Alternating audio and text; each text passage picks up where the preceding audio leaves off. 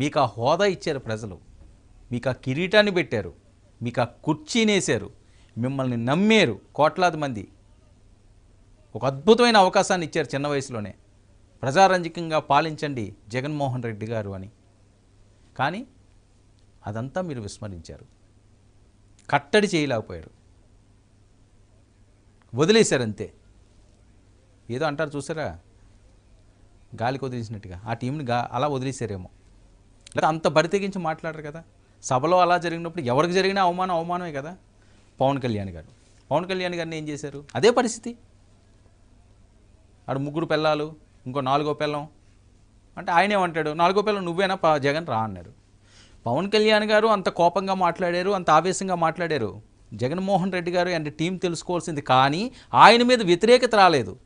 ఎందుకు రాలేదంటే ఆయన అంతటా ఆయన మొదలు పెట్టలేదు యుద్ధం, మీరు మొదలుపెట్టారు.